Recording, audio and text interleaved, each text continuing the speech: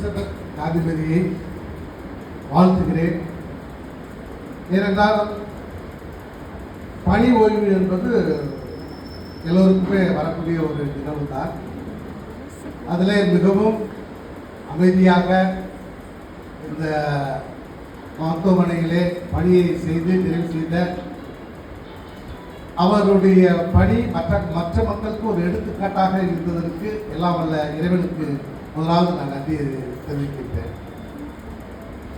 Elizabeth எப்படி உனக்கு தெரியும் அப்படின்னு சில பேருக்கு தெரியாது. 1983 22 வருஷத்தில் நாங்கள்லாம் சுமிடிஸ் விசிட் ஹாஸ்பிட்டலில் நான் லேபில் அங்கே இருந்தோம். என்னோட கூட இவங்கெல்லாம் வந்து ஸ்கூல் ஆஃப் நர்சிங்கில் எலிசபெத், ஜோதி, எப்சிபா, சரஸ்வதி இன்னும் நிறைய பேருக்கு வந்திருந்தாங்க.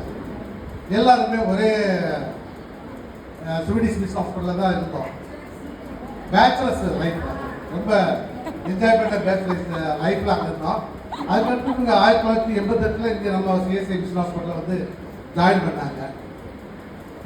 நான் எப்போ பார்த்தேன் அப்போ நான் பேச்சுலராக தான் இருந்தேன். 1991 நான் மேரேஜ் ஆனேன். அது வரைக்கும் நானும் பேச்சுலர் இருந்ததுனால நாங்கள் அப்போ டிஎன்சி சர்ச்சுக்கு தான் போவோம்.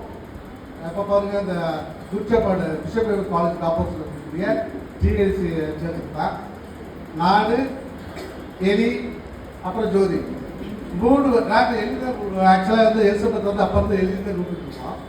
அவங்க 3 பேருமே போயிட்டு ஒவ்வொரு சண்டையும் அவங்க சர்ச்சுக்கு போயிட்டு இருக்கோம். இவங்க போகிறதுக்கு எல்லாத்துக்குமே நான் தான் பாடி கேட்டால் பின்னாடி போயிட்டு வர வேண்டியது. அப்படி இருக்கும்போது எங்கள் அப்பா அம்மா வந்து எனக்கு ரொம்ப பரிச்சயமானாங்க. நான் அவங்க வீட்டுக்கு போயிருந்தோம். அவங்க வீட்டில் வந்து தங்குறதுக்கு பார்த்தீங்கன்னா அன்றைக்கி நைட்டு 2 பாப்பா அவங்க தங்கச்சி இருந்தாங்க, அவங்க தம்பி இருந்தாங்க. அவங்க தம்பி இங்கே நம்ம பிஷப் காலேஜில் படித்தார். எவ்ரி சாட்டர்டே பார்த்தீங்கன்னா ஈவினிங் நேரத்தில் அங்கே காலேஜில் போடக்கூடிய நான்வெஜ்ஜை கொண்டு வந்து எங்கள்கிட்ட கொடுப்பார். அவங்க வீட்டுக்கு போயிருக்கும்போது அவங்க அப்பாவும் சரி அவங்க அம்மாவும் சரி உபயோகிக்கிறதுல பயங்கரமாக ஒரு என்னென்ன இருக்கோ எல்லாத்தையுமே தேவான்னு இதை கூப்பிடுவார். ரொம்ப நல்லமா ரொம்ப அருமையாக இதை கூப்பிட்டு விசாரித்து கேட்டுருவார்.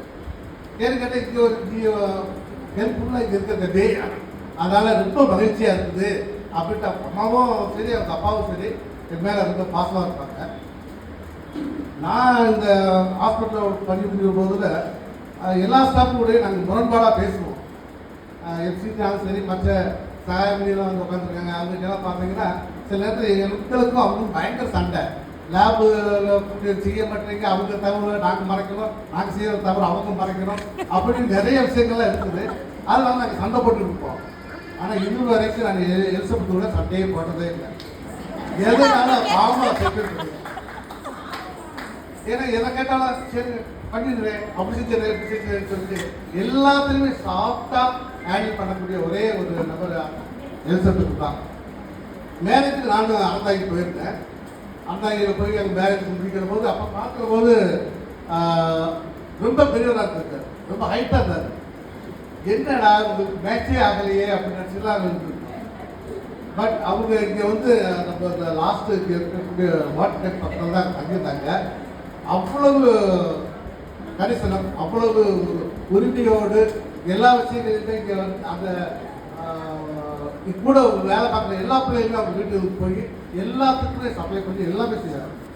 இங்கே வந்து பார்த்து கூட எல்லா விஷயத்துலையுமே ஒரு என்னெல்லாம் அதை செஞ்சுருக்கீங்களா, இதை செய்வீங்களா, இது எங்களுக்கு பண்ணி கொடுக்கல அப்படின்ட்டு உரிமையோடு கேட்டு அவர் விளையாடுறார்.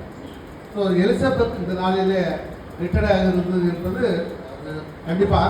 ஆனால் அதனுடைய பொறுமைக்கும் அதனுடைய அளவில்லாத அன்புக்கும் எப்போதுமே நாங்கள்லாம் ஃபீல் பண்ணி தான் இருக்கிறோம். அவருடைய வாழ்க்கை இன்னும் ஆண்டவருடைய சமூகத்திலே எப்பொழுதுமே இருக்கும். அவங்களுடைய குடும்ப வாழ்விற்கும் வருங்கால வாழ்விற்கும் எல்லாம் வல்ல இறைவனாய் இயேசு கிறிஸ்துவோட நாங்கள் அழுகிற ஜெபத்தில் எடுக்கின்றோம். நீங்கள் நல்லா இருக்க முடியும். அவருடைய நன்றி.